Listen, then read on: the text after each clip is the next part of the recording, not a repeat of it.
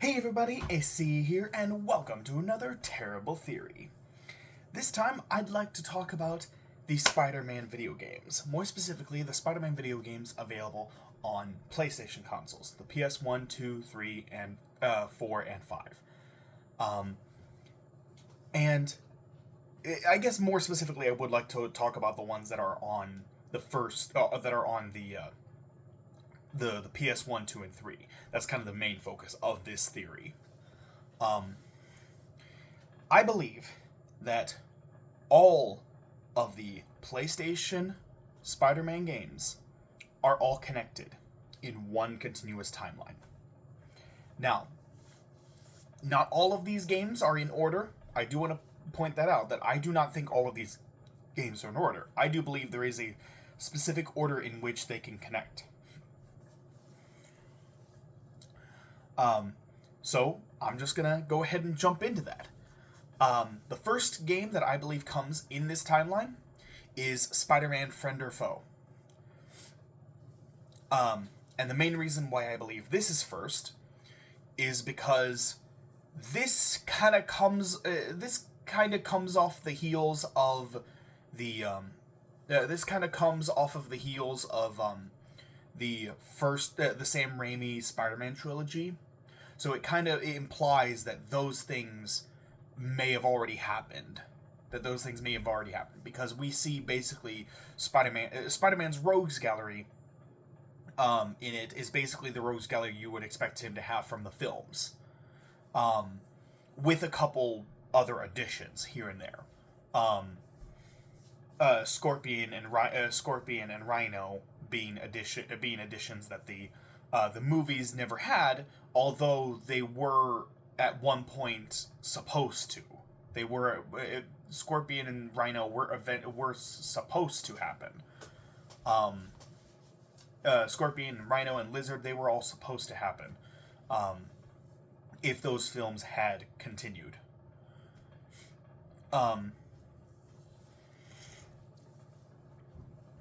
So I believe that is the first game, and another piece of evidence that I believe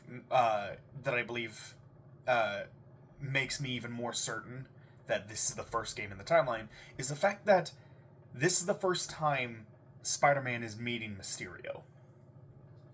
In all of the other games that Mysterio shows up in, Spider-Man already knows who he is. Spider-Man already knows who he is, and has clearly fought him before. But this one, no. They're fighting him for the first. He's meeting him and fighting him for the first time. And Mysterio's whole goal is to use these symbiote shards in order to create an army of symbiotic warriors to do his bidding. And Spider-Man stops him.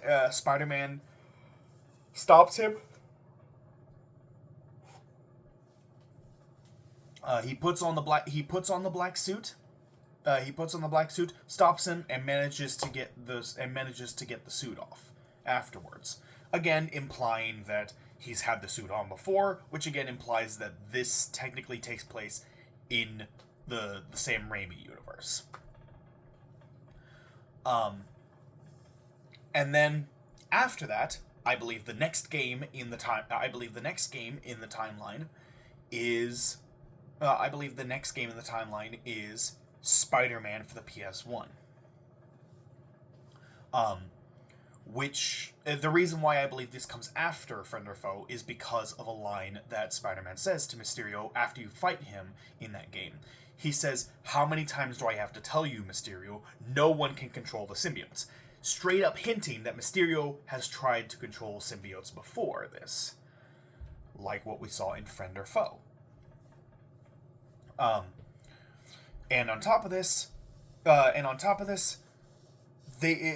this also does not reintroduce any. This game does not reintroduce any old villains. It does not reintroduce any villains that we saw in Friend or Foe. And in Friend or Foe, we got to see Lizard for the first time. Spider-Man met the Lizard for the first time. So, whereas in the next game in the timeline, Spider-Man Enter Electro, which is a direct sequel to this game, he's seen Lizard again, and he's talking to Lizard as if they have prior history, as if they've met before. So again, there's so many there's so many connections that you can make with these games leading back to Friend or Foe. So I do believe, like, these first 3 games in the timeline, I do believe that all 3 of them give strong evidence as to why Friend or Foe has to be first in the timeline, and that all of these games technically take place in the Sam Raimi universe. They take place in the Tobey Maguire Spider-Man universe. That said, the Tobey Maguire Spider-Man video games, no, those are movie tie-in games, and are thus doing their own thing with the property and not actually properly portraying the films correctly. So I don't believe that any of the tie-in games, the Sam Raimi trilogy video games, or the 2 Amazing Spider-Man games, I don't think any of those 5 games connect to this timeline, because they're just movie tie-ins. Yeah, this theory does state that the Sam Raimi trilogy happened, and the Friend or Foe, then these other games all end up happening. So I believe that these are all basically just Tobey Maguire's Spider-Man, and that, like, this is, what he's been going through. This is what he's been doing since the end of the third film.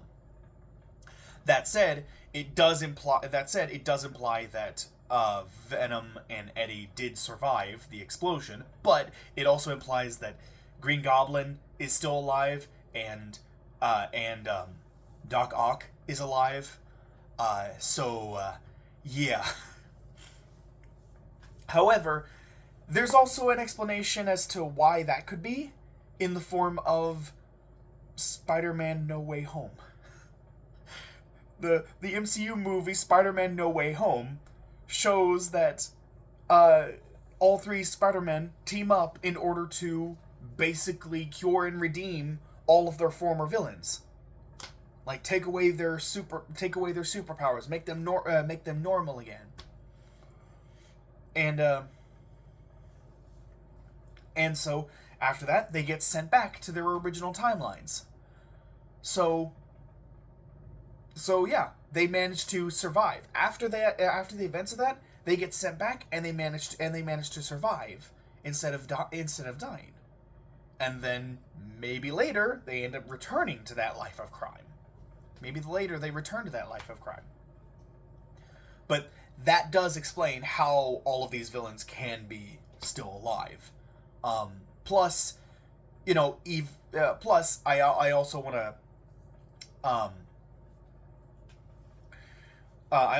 to point out that for most of these games, I should preface, most of these games, Venom is never outright stated to be Eddie Brock, except for 2. There's 2 cases where he is stated to be Eddie Brock later on in the timeline. So I'm not sure how to explain how Eddie Brock survived. Maybe it's an alternate version of Eddie Brock, because the Eddie Brock from the films is alive and was dimension hopping as well. So perhaps that version of Eddie Brock came into the Sam Raimi universe and is the Eddie Brock we see in Friend or Foe and all of the other video games. Who knows? That's my best guess. That is my best guess. But regardless, back to the video games. After Enter Electro, the next game in the timeline is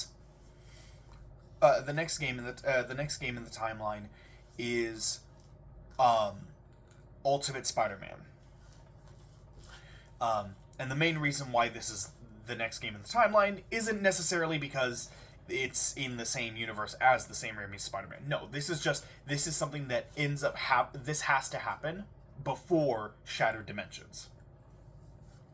And so I'm placing it here mainly because it's just a convenient segue into Shattered Dimensions, because it's taking place in an alternate reality.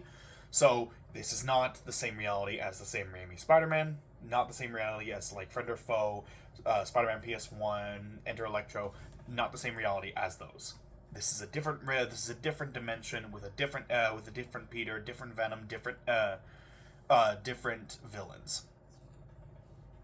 Um, so so that it's a self-contained story. It's a self-contained story, but it does tie into Shattered Dimensions, because in Shattered Dimensions we see Amazing Spider-Man, the one that we've been talking about throughout this video with PS1 Spider-Man, Enter Electro, and Friend or Foe. And then there's also Ultimate Spider-Man, who just got his own game, and then there's also Spider-Man 2099 and Spider-Man Noir.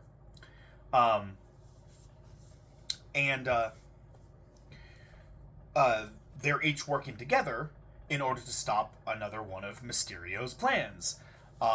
Who is a joke at this point. He's become a joke. He's become a laughingstock. He's no longer a big, massive threat. And he talks about how he used to be a huge threat, and now he's a joke.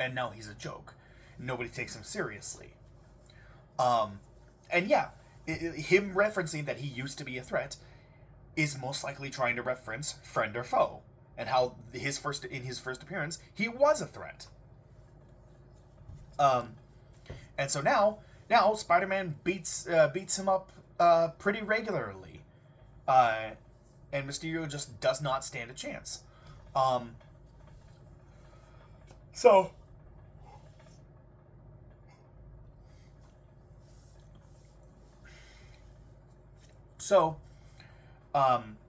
he manages to get his hands on a piece of the reality tablet, and so he starts being able to use real magic. And he becomes a legitimate threat again, and it takes 4 Spider-Men in order to bring him down. So yeah, that is easily explained away. And then there is the direct sequel to Shattered Dimensions called Edge of Time, where instead of having 4 Spider-Men team up, now it's just 2. It's Amazing Spider-Man and Spider-Man 2099.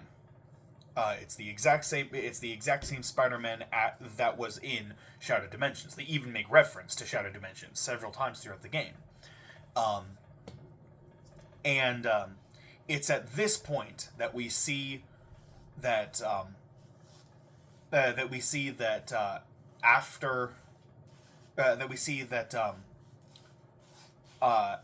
the events of Spider-Man PS1, Venom was captured, because we never really found out exactly what happened to Venom in that game. Time we saw him, he was battling Carnage. He lost, and then Spider-Man has to beat Carnage, and then after that, Spider-Man runs away from Monster Rock. While the whole island is just exploding. So we don't know exactly what happened to Venom in that game.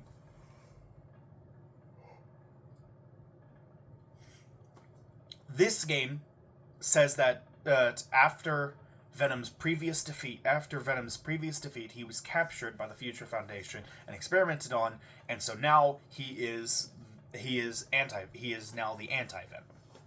He is now the anti-Venom, and he's a much bigger threat now than he was before.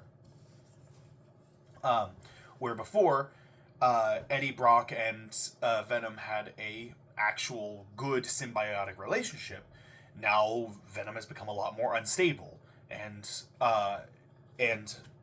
Eddie has become pretty much unable to control him.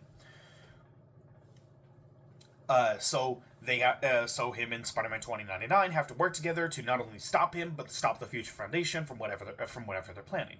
And there's a really good story. There's a really good story in there. I'm not going to spoil all of it.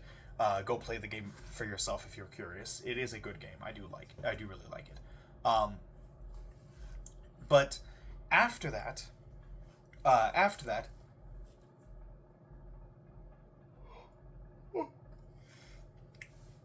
After that, at the end of the game, Venom is back to normal. He's back to his normal. He's back to his normal self, but he's still incredibly violent. He is still incredibly violent. So Amazing Spider-Man knows that that's something he's gonna have to deal with in the near future. He's gonna have to have another showdown with Venom, and that's exactly what we get in Web of Shadows. Venom is much more powerful now. He's a lot more unstable, just like what we saw in Edge of Time. He's more unstable. He starts to take over the city. He becomes a giant kaiju-sized monster. And throughout the whole game, like, several characters are either killed or are dying of diseases, or being taken over and driven insane by by symbiotes that are running around. And so Spider-Man has to use the power of the black suit and try to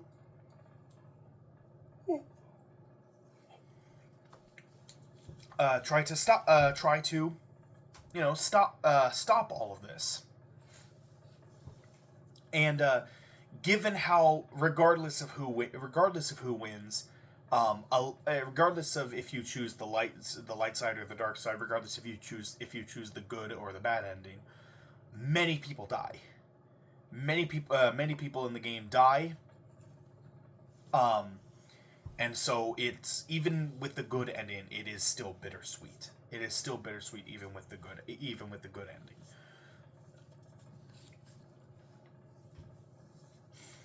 And that's where that timeline ends.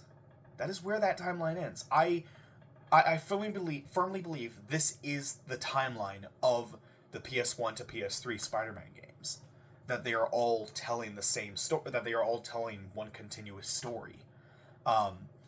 And yeah, some of the films do end up explaining certain things, like the Venom movies, Spider-Man No Way Home, and the Sam Raimi trilogy. I believe that all of those are connected to this existing timeline in some way.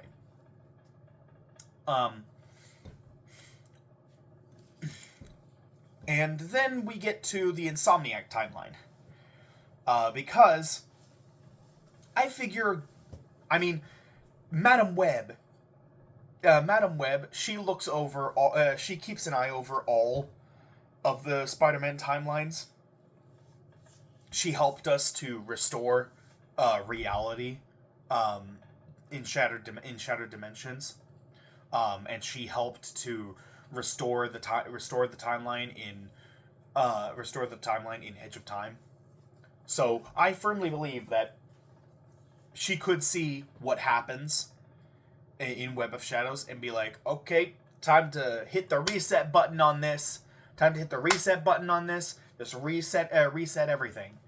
And that's how we get the Insomniac Spider-Man timeline.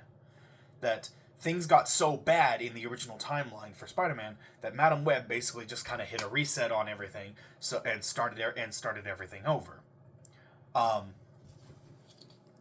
So now you got a Peter who hasn't fought Doc Ock or Green Goblin or Venom or Carnage or the Elementals or Tinkerer. Or any of these other threats, and hasn't met Silver Sable, who was in Friend or Foe. So he hasn't faced any of those threats. He hasn't met any of those other characters yet, because the timeline has been reset. So now everybody gets a new origin. Everyone gets a new origin, and Spider-Man has to face each of those threats. It has to face each of those threats all over again for the first time. And so that's what we're seeing.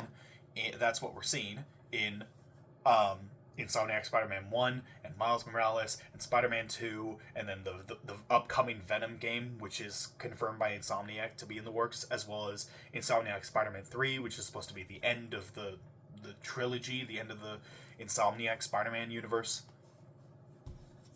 So, like, we're getting 5 games from Insomniac, and I believe that that's it, kind of its own timeline after the main timeline got like reset.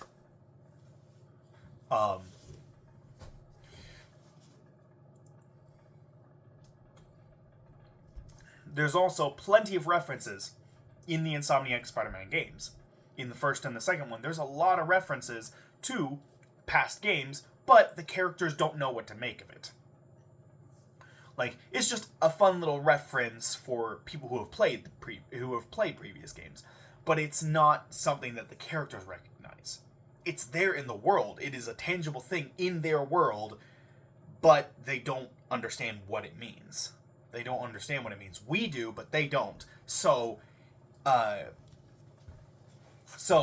might be just, remnants of the past timeline that were left behind. So yeah. So there we go. The Spider-Man PlayStation games connected timeline theory. What do you guys think about this theory? Do you think this theory holds any water? Do you think it's complete bullshit? Just let me know in the comment box below what you think about this theory. I would love to talk more about this with all of you guys. In any case, thank you all so much for watching. I hope you all enjoyed. Like, comment, subscribe, hit that notification bell, all that good jazz. And I will see you all in the next video. Take care, everyone.